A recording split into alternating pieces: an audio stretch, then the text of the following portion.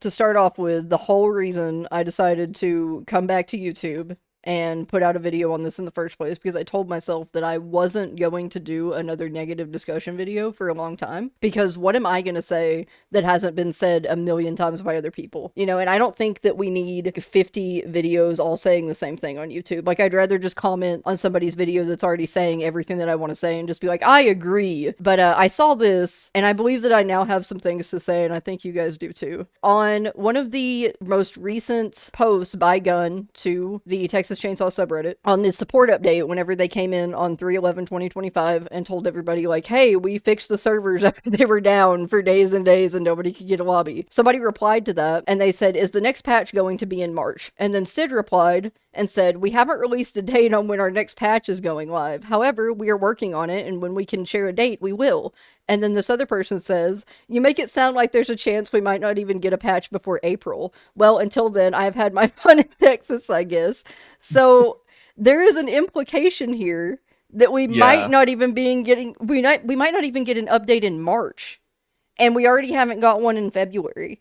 And this raises the question, there's this thing that happens every time when Texas posts a content update, where it's like they have this mentality of, first of all, they don't do hot fixes, right? Which is a massive issue in and of itself. They do if it's a game-breaking issue, but we know that's not true, right? Because they didn't fix the Wyatt knife crash bug, which was pretty game-breaking. I mean, how many games did that end? Whenever they do post new content, it's like they get this mentality of, all right, guys, we put in the hard work, we put it out, now it's time to take a break. Arguably, when you put out new content in a game, that should be when you give it the most support. Whenever you're putting something in that changes the code in this new content, like, things have a tendency to break. And that would be the time when you need to be paying attention to what's going on in the game and fixing the things that the changes made that were broken.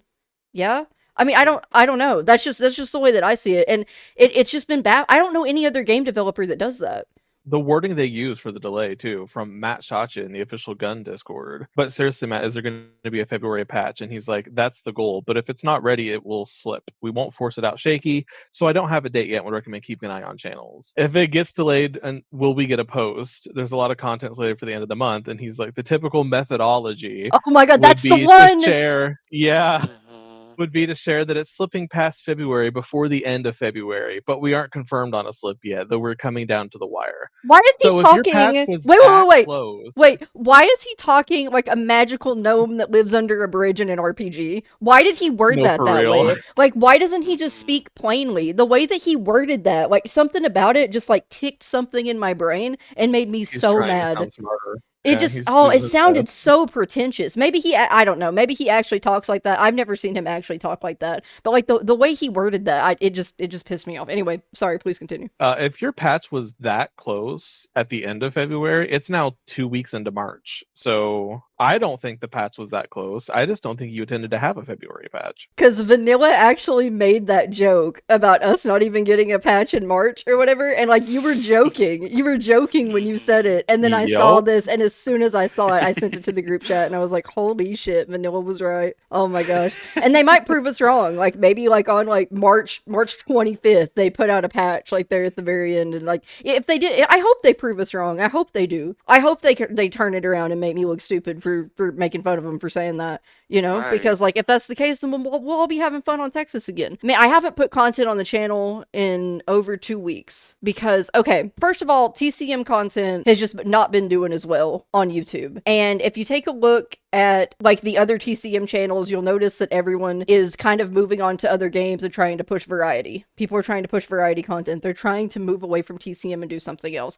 And it's not because they like hate the game or don't want to play TCM anymore. It's because the numbers. It's because TCM as a whole is not doing well for any creator that is putting out videos on it right now. If you are a aspiring TCM content creator, or you're a current TCM content creator, and you want an idea of how your content is going to do whenever you put it out into the algorithm, go to the largest TCM YouTubers and just take a look at how well their content is doing right now. Like, take a look at their numbers. The biggest TCM YouTubers, as a baseline, normally get about 20,000 views. But right now, if you go to their channels and you look at their numbers, they are struggling to break 10K. When there are less people playing TCM and less people interested in TCM and the game itself, people also stop watching content about the game that they're no longer interested in as well. And if you look Yep. at the biggest TCM YouTubers, their baseline is 20K. Now they're struggling to break 10K. They have lost 10,000 viewers. I normally get around what, like 2K a video. That's probably going to go down to like 500 views, like somewhere around there. And like at that point,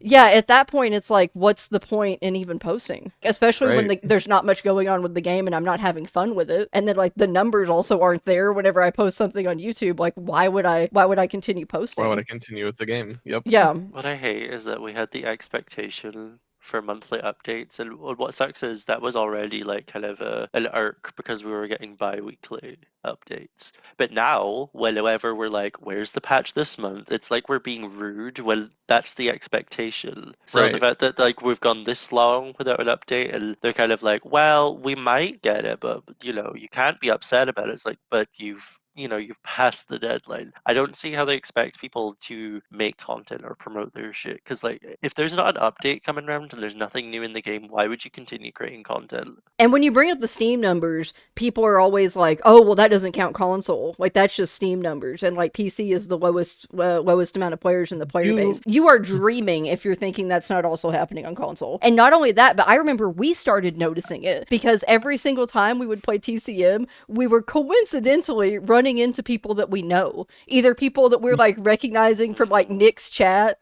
or people that like other content creators, or people that we're like recognizing that are like in our YouTube comments or TikTok comments or just like whatever. It was like almost every lobby we were seeing somebody that we know, and it's because the game is down to just the most dedicated players in the player base. Whenever we start seeing the same people like over and over again every single day in the lobbies, it's because the player base has dwindled. I think the thing too that makes it difficult to come back to the game and really like push for the game and have hope in it and everything is that I have started to really dislike the development team. And I feel like you're kind of not allowed to say that as a content creator. Like every single time you criticize the development team, you have to add like this little footnote where you're like, oh, I'm not trying to be rude or anything, but try to give constructive criticism. But my opinion of Gun over time has lowered after some of the things that I have found out about them. And one of the things that I found out about them recently that completely changed my opinion was the Savini lawsuit.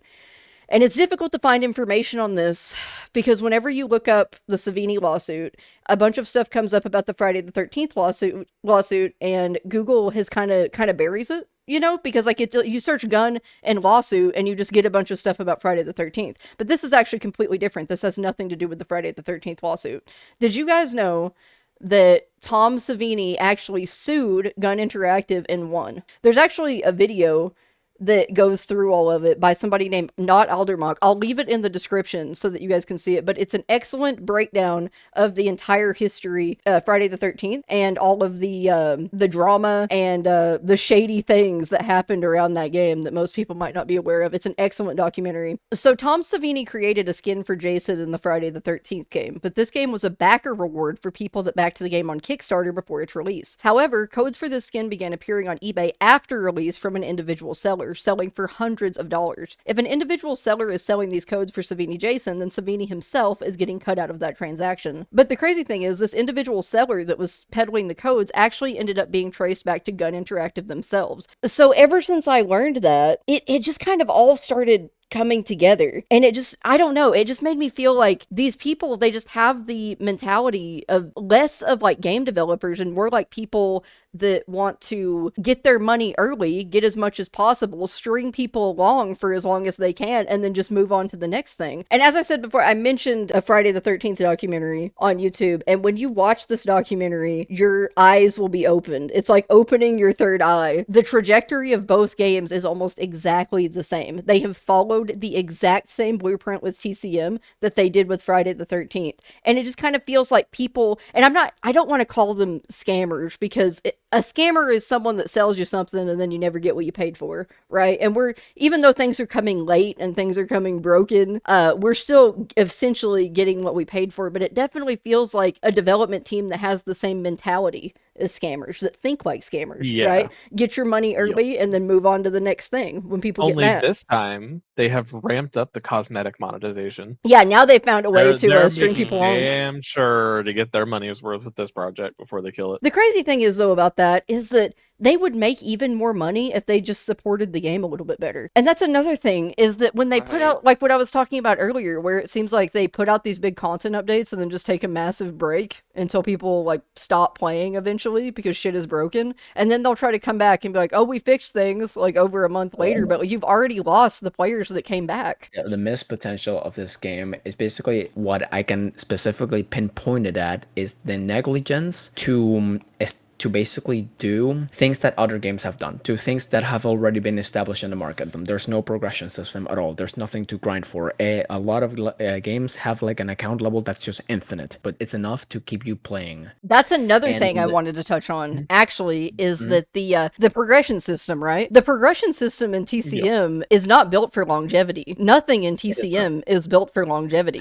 And the reason I say that... Yeah, go ahead. I was comparing this to games that you played in the past. You paid like $50 or $60 for a game, and you got an experience. It can basically vary between the types of game, but basically once you put that game down, you never touch it again. And effectively, TCM is that way. Now you can get much more value out of TCM because of the way the game was built. And I have gotten like 500 hours in the game, and I think that is, for the price tag, is very much worth it. However, the base model of the game was kind of not built for a live service game model. You can see that too, because like our upgrade points, you get upgrade points whenever you level up. Those upgrade points that we have, and we have a million, we have, I don't know the exact number, we got a bunch of them, right? Because if you're at level 99, you've got as many as you can get, you know, we all have the same amount, and then a new character comes out, and we dump those upgrade points into the new character, we can level them up immediately. Since you get them when you level up, and we're stuck at level 99, they are going to run out eventually. Cool. Gun has said that they are not going to they're not going to uncap the level 99. So where do we go from there? We can get maybe one more character leveled up completely. Yeah. Maybe two if they stub the attribute points on them, probably. What confuses me is the fact that they said that they've tried and they can't raise it, which just confuses me. Like, what do you mean you can't? That's like one of the many things that basically tells me this game was just not built for like longevity. So we're wondering like, well, what happens when a character comes out and we don't have the upgrade points for it because we're stuck at level 99? But it seems like to me they already know what's going to happen. They're not putting out any more characters that are going to push us past that upgrade point limit. They know. And I think that the reason that they're thinking that way is because they probably already have another project or another license that they're working on. I don't know who would give them another license. Whoever gave them their license deserves their fate, if I'm being honest with you. At this point, like, they've earned it. Yeah, because of the Friday the 13th lawsuit, right? They kind of had that as an excuse. You know, they were like, oh, well, Friday the 13th did great. Look at all these sales that we got. However, we had to end development on it because, you know, the lawsuit thing. And then I think that probably license holders see that and they're like, oh, well, that's completely understandable. As a license holder, you understand legal troubles like this. And so they're kind of able to fall back on that and use that as an excuse and get more licenses. What's the excuse now, though, with TCM? Right. They don't have it worked on the community as well for Friday because everyone's so nostalgic about it. Dude, remember when we were getting like updates every 2 weeks? I feel like that was the best time of why did they stop doing that? They need more people. That's like the main thing. They do not have enough people to support this game. And they outsource. They could be making bank so much if they would just like dedicate some money to it. But we all know that they're going to be working on some other shit. And that's where their time and attention's going. See, that's the thing that I have problems understanding, though, is that, like, okay, the same thing happened with Friday the 13th, where they have, like, a decent-sized development team, right, in Ilphonic, where, in this case, was Sumo, in TCM. And then, all of a sudden, they get rid of that dev team, and they bring in Black Tower, which is a much smaller, and it seems like less talented dev team, right, that doesn't seem to be able to have the same capabilities as the dev team before it. And then Black Tower is left to sort through everything and kind of piece it together, and then, like, add on to it with fucking duct tape, you know, and try to like piece a game together. The only reason I can think of that you would downsize like that, especially when your game is doing like decently, you know, I'm sure that I would love to see the profit margins on things whenever they release these DLCs and stuff. Because I guess I can't really say without looking at the numbers if that downsizing was a logical move on their part or not. I can't help but think that it wasn't, but like maybe it was. I don't know. So they downsize to Black Tower, and then everything just becomes worse, and then the game eventually dies. I just don't understand downsizing to a smaller team and making everything worse unless you have something else that you already have in the works that you're cooking. Mhm. Unless you've hired, like, you downsize to Black Tower, hire another big development team like Ilphonic or Sumo to work on your new project in the background because you're moving on to the next thing. Yep. I love the game. I really do. I love TCM. I would love to come back to it and have that same feeling when I first kind of got into it before all of the like disappointments and everything. I would love to get back into it. It's still my favorite ASIM game, and I think it probably always will be. I don't think any ASIM game has really Yeah. done it like TCM, but the problem is the longevity. The problem is that we are approaching, it just feels every day, every update that we are approaching the end of a life.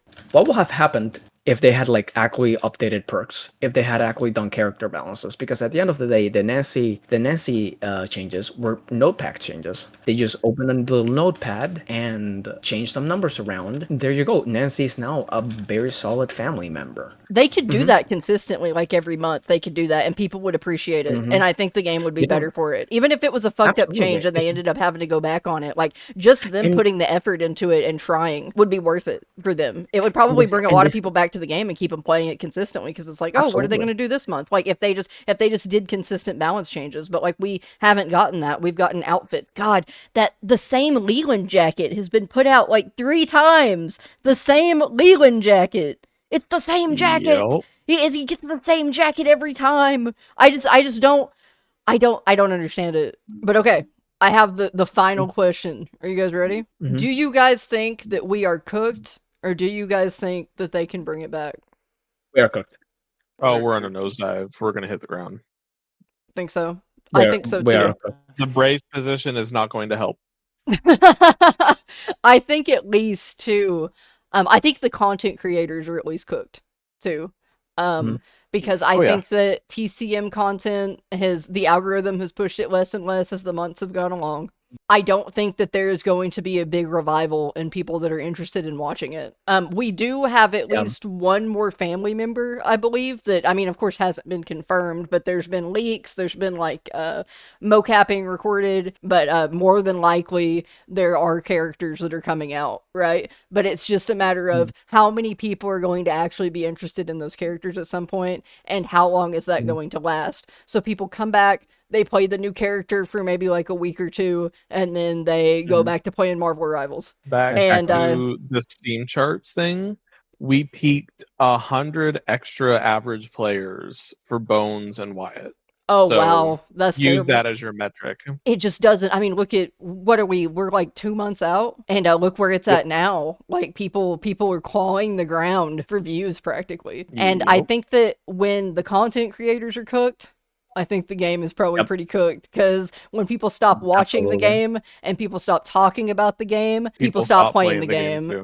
People aren't talking about the game anymore. Yeah, nobody's thinking about it anymore. It just gets pushed into the aether of video games, and that's the worst place you want to be. Needless to say, I don't really know what I want to do with the channel, if I want to try to break into something else, or if like this is it, if I'm gonna go find something else to do, or what. I have no idea, and I don't think anybody else does either. I see some people trying to go into variety content, and man, I wish them good luck. I wish them the whole world. There's so many people that deserve nothing but success in this space.